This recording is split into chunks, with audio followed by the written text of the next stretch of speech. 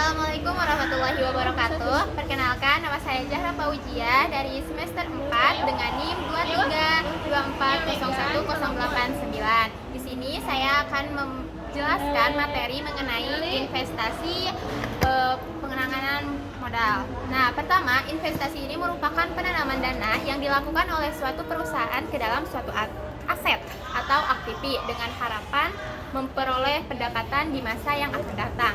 Kebijakan investasi yang dilakukan suatu perusahaan akan menentukan apakah suatu perusahaan layak melakukan investasi atau tidak. Untuk menentukan layak atau tidak layak suatu perusahaan mengambil keputusan investasi, yang perlu diperhatikan adalah aliran khas.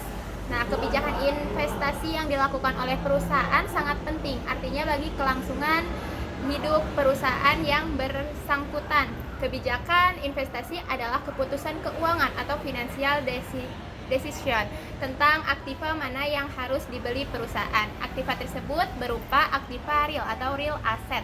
Aktiva real dapat berupa aktiva nyata atau tangible asset seperti mesin, gedung, perlengkapan, atau berupa aktiva tidak nyata atau intangible asset seperti paten, hak cipta, merek. Keputusan investasi dapat dibedakan menjadi dua. Yang pertama, ada keputusan investasi jangka panjang, yakni yang melibatkan pembelian aktiva tetap. Yang kedua, ada keputusan investasi jangka pendek yang melibatkan investasi pada aktiva lancar atau kas piutang, persediaan, atau disebut juga modal kerja. Nah, capital budgeting juga mempunyai arti yang sangat besar bagi perusahaan karena yang pertama, dana yang dikeluarkan akan terikat dalam jangka waktu yang panjang.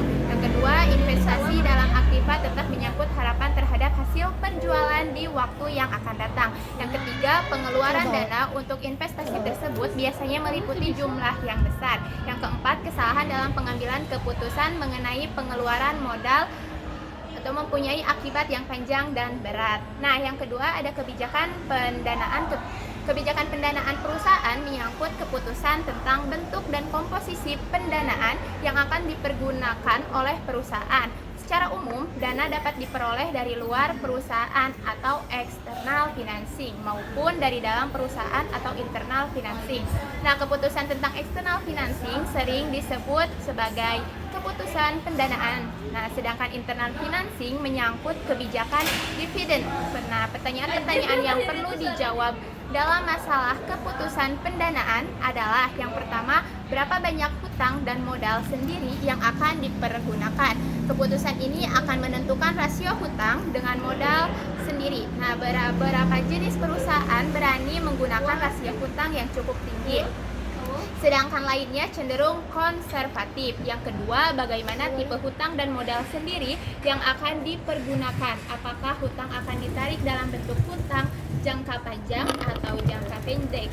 Hutang yang dapat dikonversikan menjadi modal sendiri, apakah modal sendiri akan diperoleh dari menahan laba ataukah menerbitkan saham baru? Yang ketiga, kapan akan menghimpun dana dalam bentuk hutang atau modal sendiri? Pada saat pasar modal sedang membaik atau istilahnya bullish, apakah sebaiknya menerbitkan obligasi ataukah saham? Kemudian bagaimana jika keadaan pasar modal sedang lesu atau bearish? Nah, yang ketiga juga kebijakan dividen. Kebijakan dividen berpengaruh terhadap aliran dana, struktur finansial, likuiditas perusahaan, dan perilaku investor. Dengan demikian, kebijakan dividen merupakan salah satu kebijakan penting dalam kaitannya dengan usaha memaksimumkan nilai perusahaan, dipengaruhi oleh kebijakan investasi, struktur modal atau keputusan pemenuhan kebutuhan dana, dan kebijakan dividen itu sendiri. Nah, ketiga kebijakan tersebut saling interaksi satu sama lain karena kebijakan investasi dipengaruhi oleh besar kecilnya laba yang ditahan. Nah, kebijakan dividen dipengaruhi oleh berbagai pertimbangan seperti likuiditas, prospek pendapatan, pajak, kondisi lingkungan ekonomi, preferensi pemegang saham, dan kesempatan investasi yang ada. Itu saja penjelasan dari saya. Mohon maaf bila ada kesalahan. Wallahumma fi ila min thoriq. Wassalamualaikum warahmatullahi wabarakatuh.